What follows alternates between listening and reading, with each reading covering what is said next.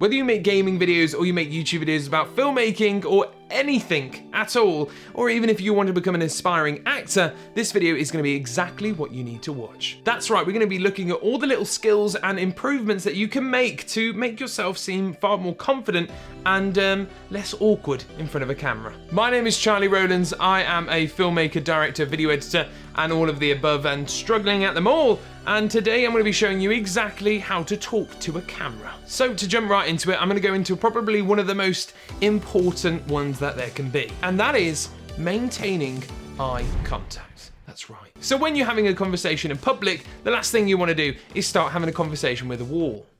Hello, wall. To be fair, some conversations will probably be better with a wall. So this is one of the key fundamentals that it really takes to improve your on-camera skills, is when you're talking and doing a talking head thing, you need to talk straight to the camera, not over anywhere else, or even looking at myself. If I start looking at myself, it's just gonna feel awkward, isn't it? So let's say I'm just gonna do this video intro again. I know that you're gonna start feeling uncomfortable about it. Welcome back, ladies and gentlemen. You're here watching a video of how to improperly talk to a camera. It's just, I can see myself, it feels awkward. That's right, maintain eye contact with the lens. This is because when you're having a conversation with somebody, you want them to look at you in the eye to show that they are interested in what you're saying. And that's because you've got to imagine that the camera is a person.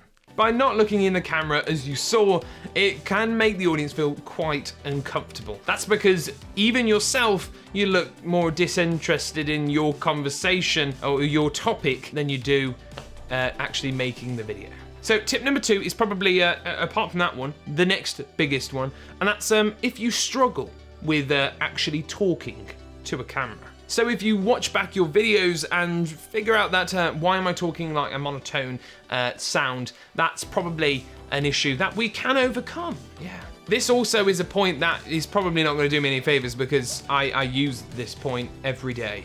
Every day. You're probably going to unsubscribe because of it. Have you watched the news? Right, the news, everybody's basically seen it. When a news anchor is doing their training, they talk in a specific way so they can keep the audience and the viewer still interested, even when the story's boring. And I just use the perfect version of that, and that is tonal waves. By tonal waves, I mean how the conversation and how my talking changes due to the story's progression. And it tactically shows how an audience member stays with you when you're talking about something that's not that interesting, but you kind of need to get through that information. And so that is, as I said, tonal speaking. So when you start a sentence, you've got to hook the audience in by raising your voice and then lowering it off towards the end. And what this does is it creates a wave for the audience to actually follow through, and it makes the dialogue a little bit more digestible. So if I was to say, Timothy went down the park and then he went home.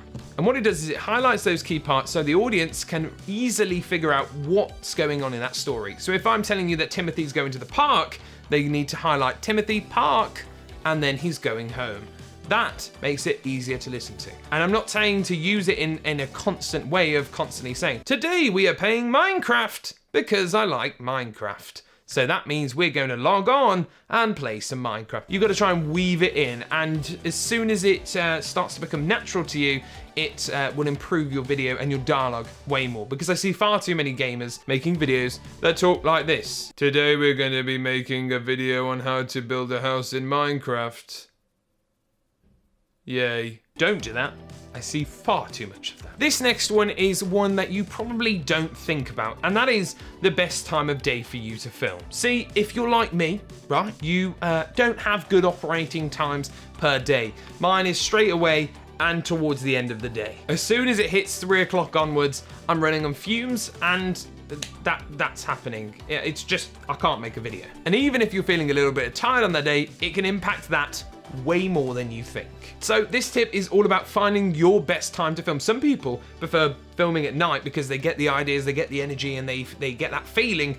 Me, no, I've had enough by the end of the day. My best time is around 12 o'clock when I've had a couple of coffees, far too many coffees, and I'm feeling like I've got loads of information going through me. So you just need to find out your best time of the day. Simple. And I know a lot of people don't want to hear this word for the next tip, and that is you got to practice. Practice, practice, practice. And the reason why I'm saying practice so much is because it's going to take a while for you to become confident with that. Think of your skill as speaking to camera like flexing a muscle. You know, the more you work that muscle out, the better you're going to get at it. So don't be disheartened by the idea that you're not fantastic straight away. Some people are, don't get me wrong, some people are fantastic. For myself, I used to do a gaming channel which failed horrendously. I'm sure that some people watching this video will know exactly that channel. And I actually made like nearly 300 videos growing not at all, but talking to basically 5 people. And what that allowed me to do is build the skill of talking to a camera and feeling more confident about being in front of the camera. And honestly, I still use that experience today as actually the success of how I became confident in front of a camera and doing YouTube, because I failed at YouTube. Yeah. And by review and repeat, I mean watch back your footage. When you're finished editing a video, it's not big-headed or egotistical of yourself to actually watch your footage back and review it.